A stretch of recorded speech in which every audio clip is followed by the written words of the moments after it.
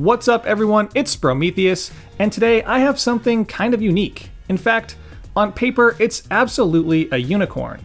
It's an affordable, non-electric, portable, pressure profiling espresso machine. This is the Xbar.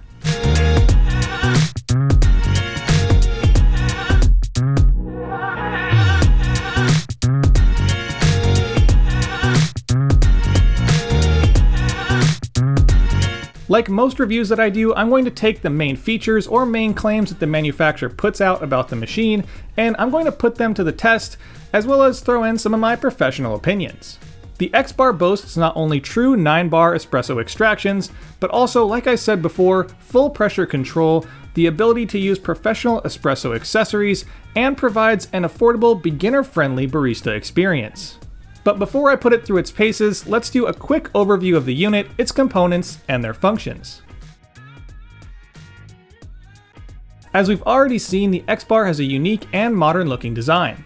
And in a lot of cases, it'll feel somewhat familiar to those who've used a standard or manual lever espresso machine.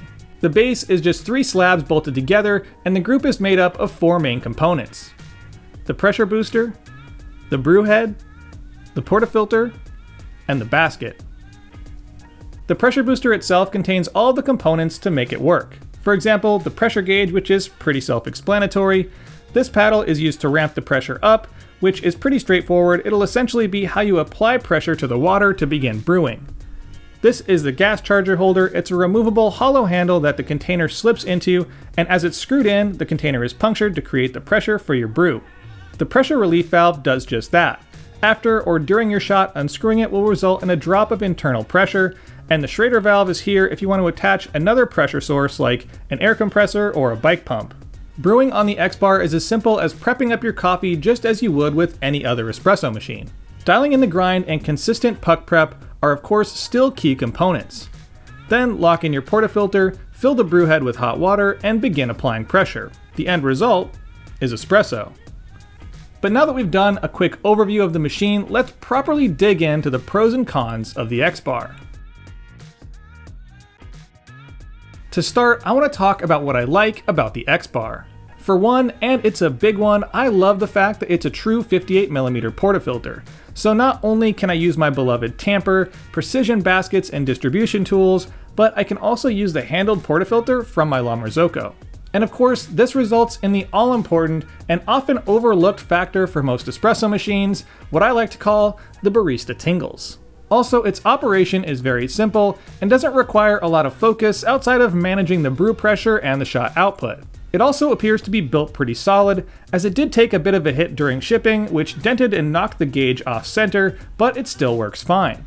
I also like the small footprint, as it's small enough to not be a burden on the counter or be put into a cabinet when space is at a premium. Lastly, this brings me to the espresso that it produces, which arguably is the entire reason it exists. A properly dialed in shot can be very good, on par with other machines in much higher price brackets like the Robot or the Flare. The extraction percentages are also well within the ranges you'd be aiming for with other prosumer and high-end enthusiast machines. I was able to pull shots well into the 20% range with very little effort. Of course, this is also a testament to grinder quality. I found the shots on average to be more well-rounded than those I usually produce from my manual machines by producing both quality texture and complexity, as opposed to highlighting one more than the other. Similar to other machines in this same vein, like manual machines for instance, there are some things that hold it back. For example, preheating is a must, and the metal mass around the brew group is a complete heatsink. Also, your shot yields will be limited to what you can fit in the brew chamber, less what is soaked up by the puck. With a 130ml chamber, your available output will vary based on your coffee dose. So be sure to keep that in mind if you're a Lungo or an Allonge fan.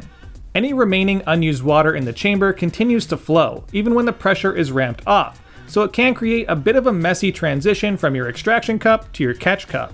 You can put less water in the chamber, but it'll use more CO2 to fill that gap, and result in a faster drain on the propellant, as well as cooling your brew water due to the amount of CO2 needed to build the pressure.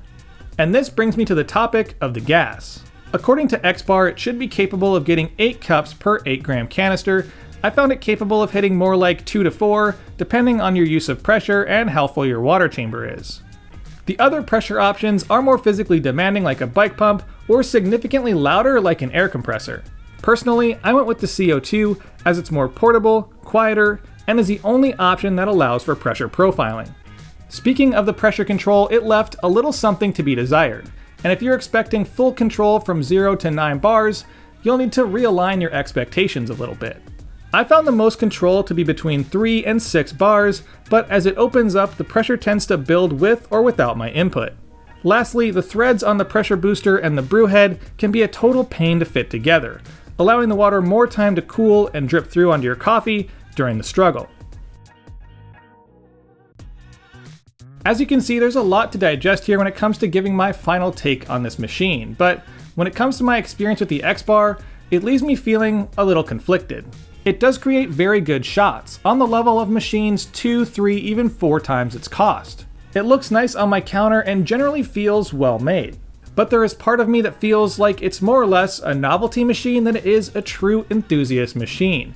The less expensive point of entry is nice, but I think its Achilles heel is the use of CO2. The dial-in process alone will cost you at least 1 canister, and being tethered to CO2 for pressure profiling means you should expect to invest a good amount of capital in capsules. In this case, it's about balancing what you get for the price versus what you want out of it. For me, I think it's a fun piece to own as an espresso enthusiast.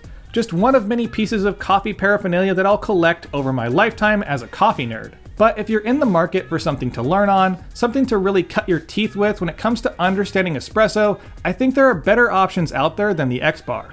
With all that said, I do want to thank the folks at Xbar for sending me the unit and asking for my true, authentic review and feedback. And if you want to learn more or see what other reviewers have to say, hit their Kickstarter link in the description. And of course, if you have any burning questions, comments, or thoughts, leave them down below. And of course, I'll see y'all next week. And of course, a big thank you to my June Patreons, Ads, Jacob P., Christopher, Squeegee, Roe, Brian, Lisa, Andre, Sean, Noel, Spookus, Samantha, Claire, Stephen, Alexis, Bound Copy, James K., Josh Horrison, Corey C. Curry, Jeff Froth, Joey N., Thomas B., UK Espresso, Tim, Jason C., Jerry, Matt Ray, Home Barista Coach, Gumby, Zachary V., Robert Underdunk, Jeffrey R., BJK Cafe, Daniel P., Mike B., Brian M., Brandon B., Tyler M., Barista Michael, Sebastian, Matthew C., JRC, Absolute, Stephen G., Jose, Lauren, Keefe, and Stephen A., and of course, a big thank you to the Barista and Barback tiers. If you want any information on my Patreon, there's a link in the description and in the upper right hand corner right now. And of course, a big thank you to you for watching. Don't forget to like, share, and subscribe. Hit that little bell for notifications of new videos posted every Friday. Follow my Instagram at Sprometheus for content throughout the week, my blog at Sprometheus.com, my coffee at littlegiant.coffee, and as always, stay caffeinated. Ponyboy